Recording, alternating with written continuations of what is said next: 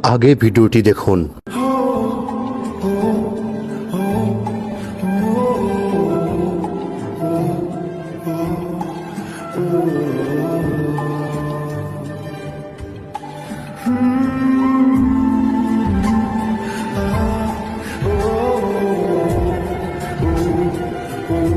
কেউ ফ্যামিলিতে সমস্যা না? শুনো ভাই, ফ্যামিলিরই সমস্যা, মৃত্যুর আগ পর্যন্ত থাকবো, তাই বলে এত ভাঙ্গা পড়লে হইব? তুমি যেন বসে কান্না করতেছ।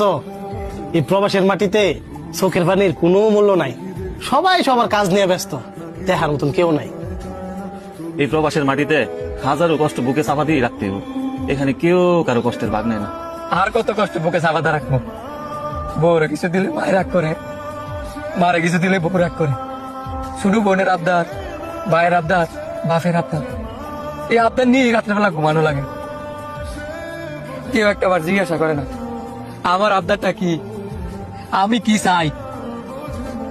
এই যে একটা ঈদ আইছি, সবার কেনাকাটা লেগে তেয়া বেড়াইছি, নিজের লেগে দুইটা রাখছি না, এরপরও কারো মন ভরাইতে পারি নাই। আজ প্রবাসের মাটিতে বুঝতেছি একজন প্রবাসী কি কারণে আত্মহত্যা করে।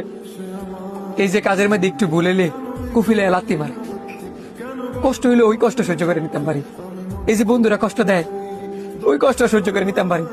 এই যে আত্মীয় স্বজন কষ্ট দেয়, ওই কষ্ট সহ্য করে নিতাম পারি। কিন্তু যে ফ্যামিলির লেগা এই প্রবাসের মাটিতে এত কষ্ট করতেছি, ওই ফ্যামিলি থেকে যদি কষ্ট দেয়, ওই কষ্ট আমি কেমনে সহ্য করে নিবো ভাই? আপনি কর,